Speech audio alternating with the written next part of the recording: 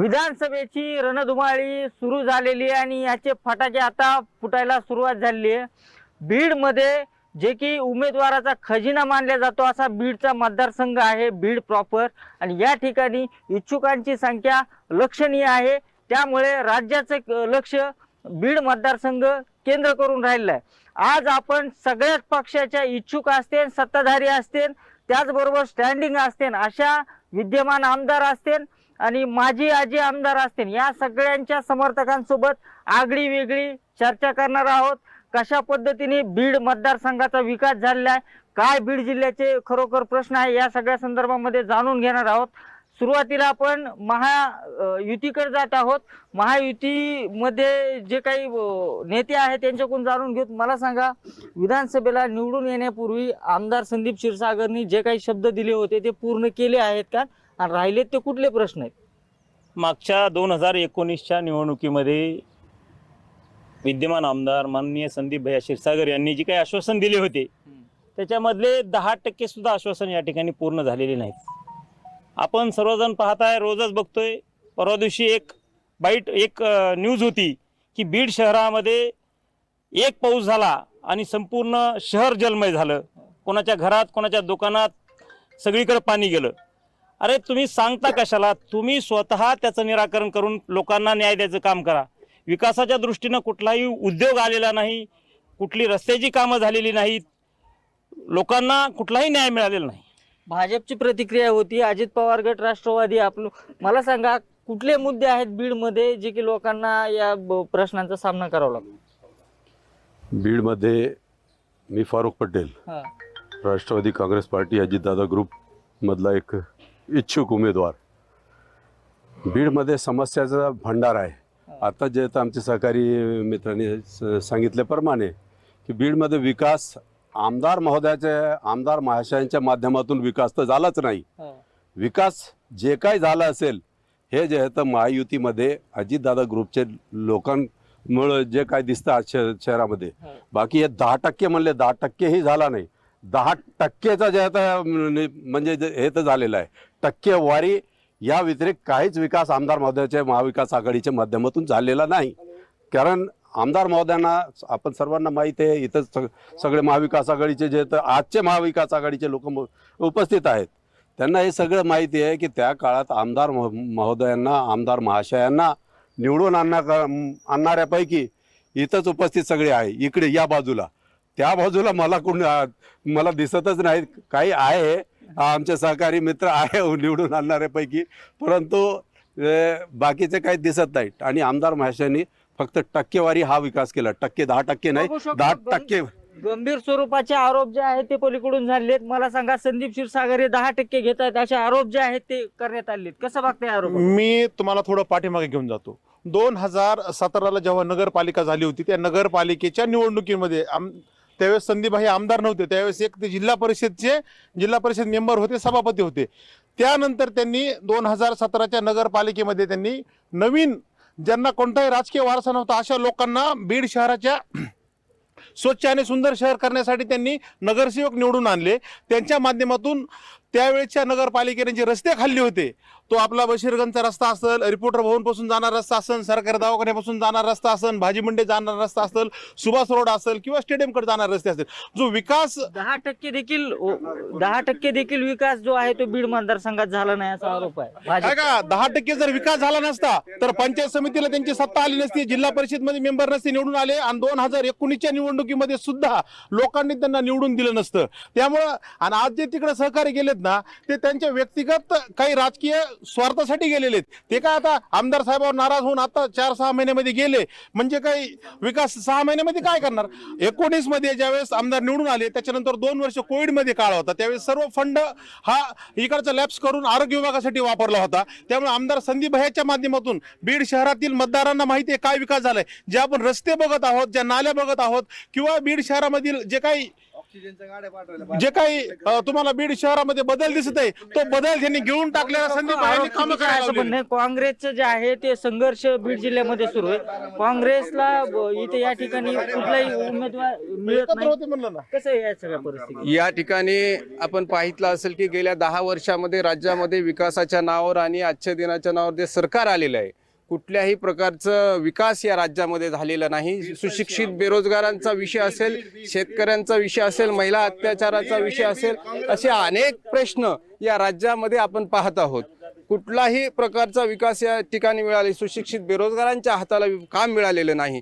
काँग्रेस म्हणून आमदार तुमचे आहेत, आपण विधानसभेवर चर्चा करतोय, आमदार तुमचे आहेत, या समस्या कोण सोडवणार मग? या ठिकाणी येणाऱ्या काळामध्ये या ठिकाणी माजी मंत्री अशोकराव पाटील साहेब हे देखील या निवडणुकीमध्ये इच्छुक आहेत काँग्रेस पक्षाकडनं.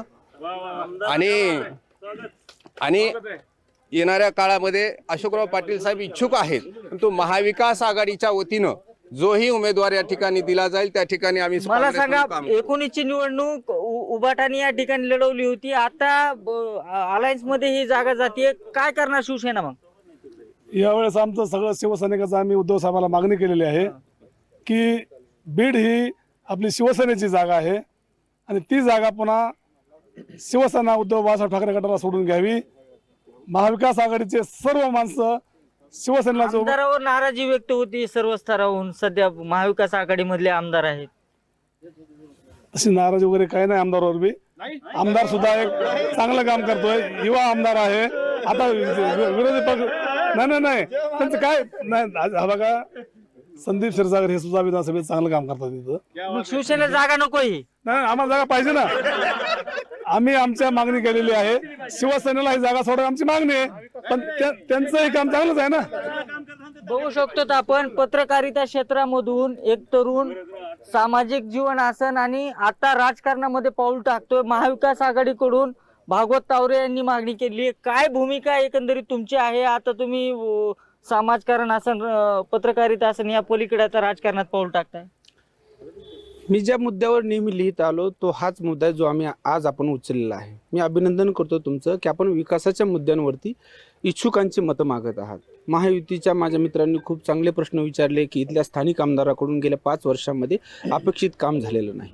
मुळात कुठल्याही उमेदवाराचा डिफाईन किंवा कुठल्याही उमेदवाराला कव्हर करण्यासाठी किंवा आमदारांच्या कव्हरसाठी आम्ही इथं उभा नाही आहेत. आम्ही ज्या अर्थी एवढे इच्छुक आहोत त्या अर्थी आमच्याकडं एक चांगलं प्रपोजल आहे आमदार म्हणून काम करण्याचं. आम्ही लोकांपुढे काय म्हणून चाललो आहोत? आम्ही कुठल्या आमदाराची बाजू घेऊन जात नाही आहोत. आम्ही आमदार होऊ इच्छित आहोत. आमच्याकडे एक पॉलिसी आहे, विकासाच्या बाबतीत आहे, सामाजिक अभिसरणाच्या बाबतीत आहे. ही पॉलिसी घेऊन आम्ही लोकांमध्ये जात आहोत. एक पत्रकार म्हणून जेव्हा आम्ही अनेक मुद्द्यांवर अपेक्षा करतो नेत्यांकडून. बरं, तुम्ही पक्षात नसताना देखील महाविकास आघाडी शरद पवार यांच्याकडे तिकीट मागले. तुम्हाला असं वाटतं की त्यांनी तुम्हाला उमेदवारी देते ना, आणि नाही दिली तर तुमची भूमिका काय असेल? शरद पवार साहेबांच्या राजकारणामध्ये आणि त्यांच्या राजकीय इतिहासामध्ये असं अनेकदा झालेलं आहे की त्यांनी अनेक क्षेत्रामधले असे उमेदवार समोर आणलेले आहेत. त्यांना संधी दिली, त्यांना निवडून आणलं आणि राजकीय प्रभावामध्ये पत्रकारितेमधून राजकारणात आलेल्या लोकांची संख्या कमी नाही आहे. अगदी अटल बिहारी वाजपेयीपासून बाळासाहेब ठाकरेंपर्यंत आमच्या जिल्ह्याचे प्रमोद महाजन असतील, अनेक लोक आहेत ज्या पत्रकारितेमधून राजकारणात आली. आणि मला असं वाटतं ज्या विषयावर मी लिहित आलो त्या विषयावर काम करण्याची संधी म्हणून मी याकडे पाहतो. बीड जिल्ह्यातलं एक मोठं नाव आहे जयदत्त क्षीरसागर. अनेक वर्ष ते मंत्री देखील राहिलेत. मात्र मागच्या काही दिवसापासून त्यांनी कुठल्याही पक्षाची भूमिका घेतलेली नाही. त्यांच्या भूमिकेकडे देखील विशेष लक्ष बीड मतदारसंघ अपेक्षित करतोय. आपल्यासोबत त्यांचे समर्थक आहेत. मला सांगा, अण्णा सातत्याने योग्य वेळी निर्णय घेत असं म्हणतात, पण निर्णय काय होत नाही त्यांचा.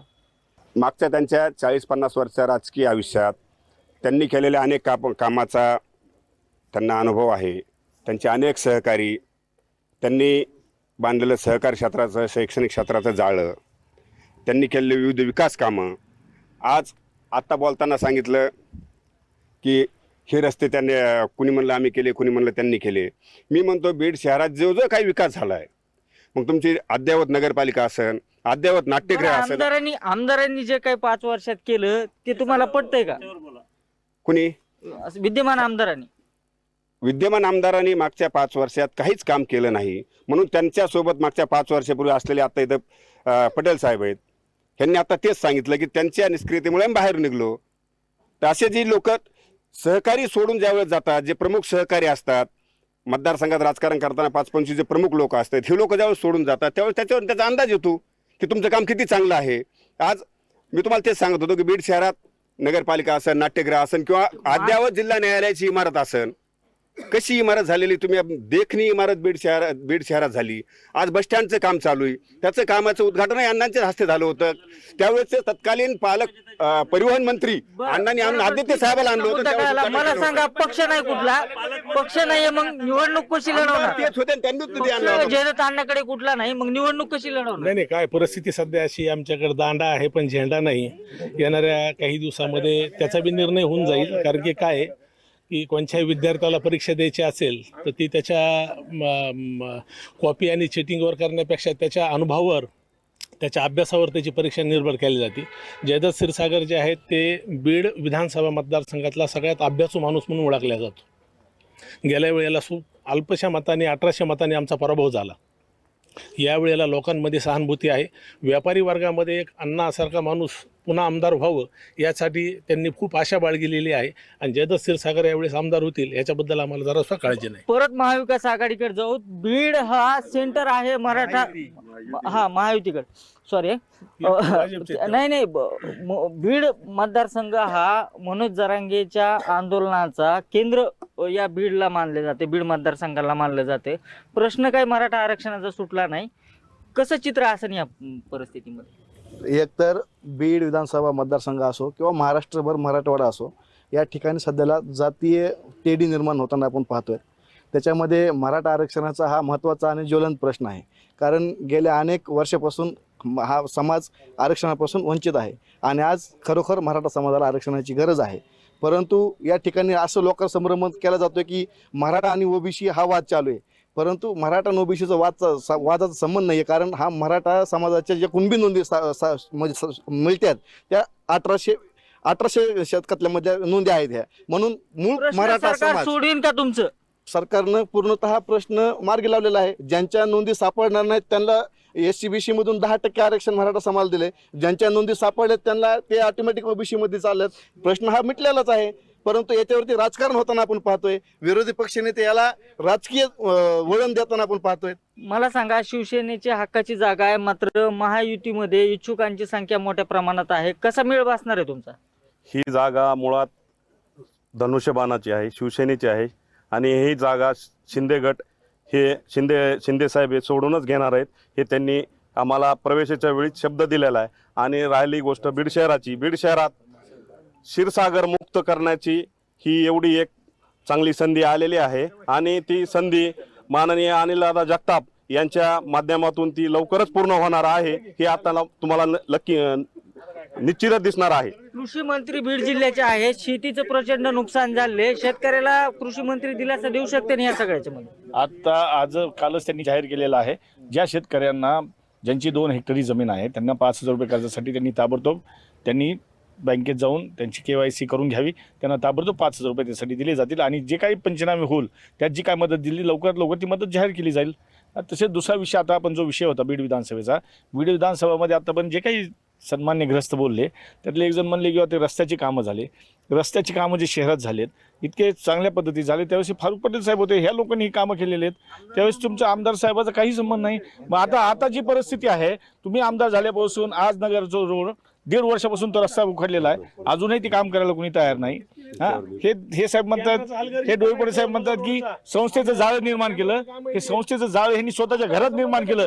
त्यांनी सांगा 2 संस्था ह्या कार्यकर्त्याला मी दिल्यात, सगळ्या संस्था ह्यांनी घरात उभा केलेल्या आहेत. एक मिनिट बोलू द्या. सगळं तुम्ही खाल्लं ऐका. आणि आज बीड शहरात सगळे धरणं भरलेले आहेत तरी देखील 15 दिवस पाणी, 15 दिवस लागतात लोकांना, 20 दिवस लागते पाण्याची वाट बघायला. हे लोकांचे हाल आहेत. हे कोणी केलंय? हे आमदार कुठे आहेत? कोण जबाबदार याला? आमदार जबाबदार आहे. कोण आमदार?